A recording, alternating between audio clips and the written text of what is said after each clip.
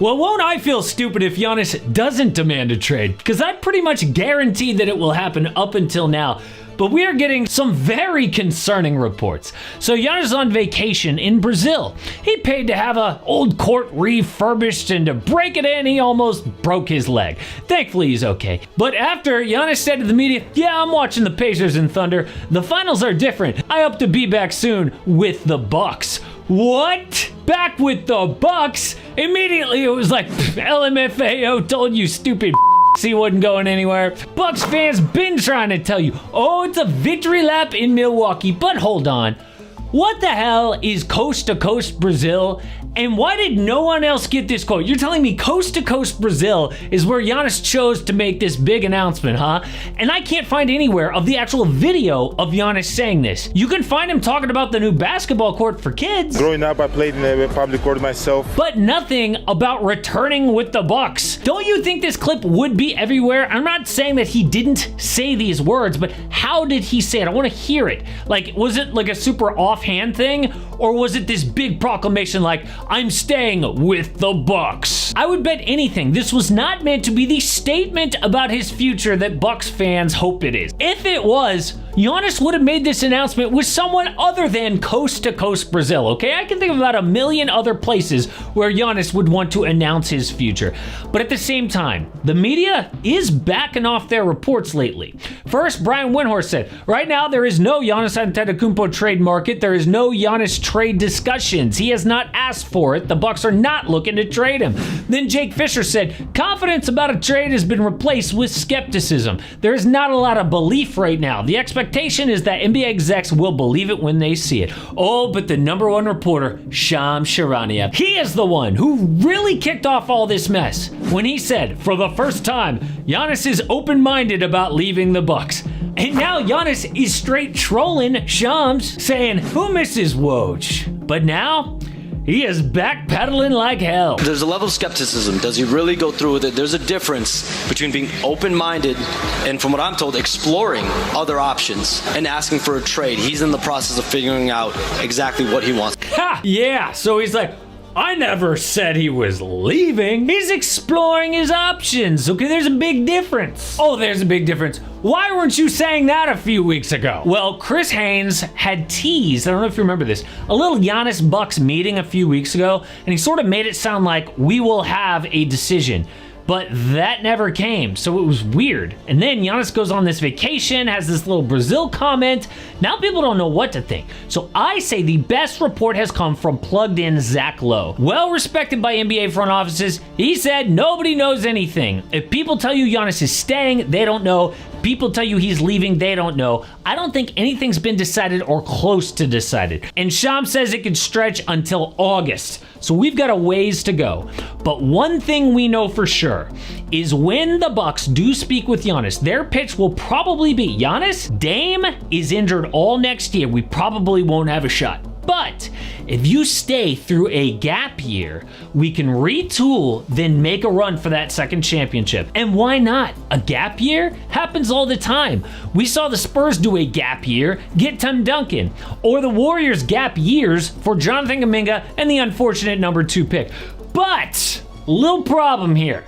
The Bucks don't have any draft picks. What are you gonna do with a gap year? So if the Bucks were honest, they would say, hey Giannis, we're not going to be competitive for like at least 3 more seasons. Are you ready for that? But we promise if you stay, we will take another run at title number 2 in your mid to late 30s. And we know that Giannis values loyalty. It would be a pretty cool legacy to play for one team and win a title with them in your late 20s, then your late 30s. Climb that mountain twice with the same franchise. I mean, the whole reason that he might leave was constant quotes like, I don't want to be 20 years on the same team and don't win another championship.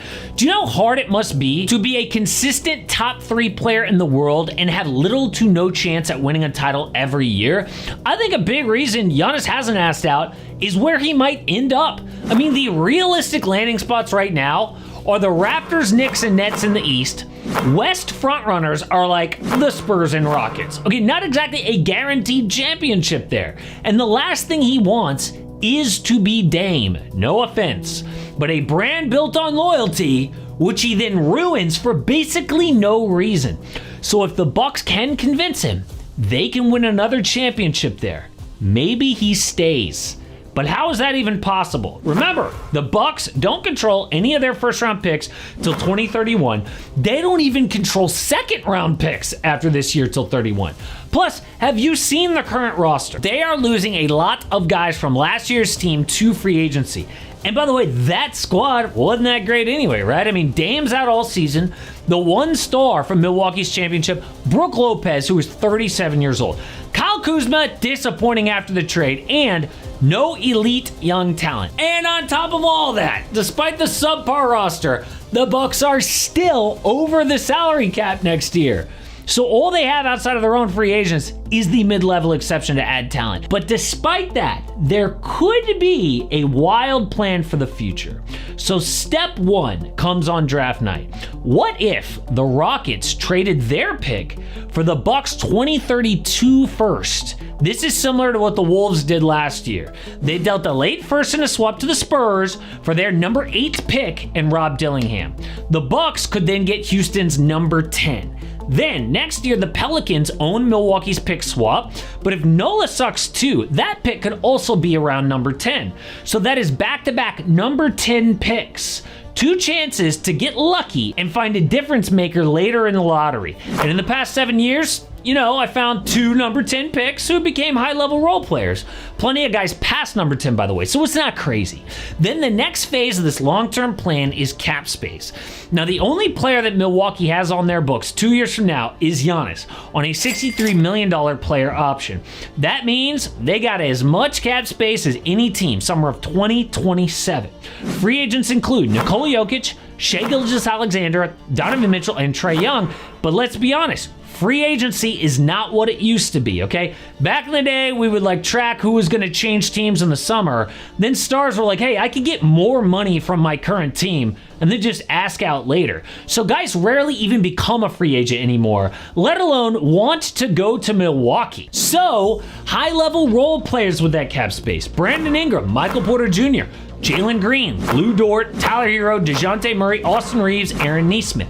So they don't have an obvious path to pair Giannis with a co-star, but maybe they don't have to, because in this current era, depth and chemistry count more than ever. So if the super team is really dead, then maybe the Bucks can build a contender around Giannis eventually.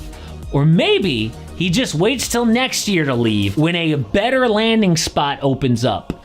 But Luka Doncic is on another team, and he is looking slim, which we're pretty used to because he does this every single summer. But maybe this year is different, because dude's got all the motivation in the world to stay in shape. But then, LA needs serious moves around Luka to win a championship.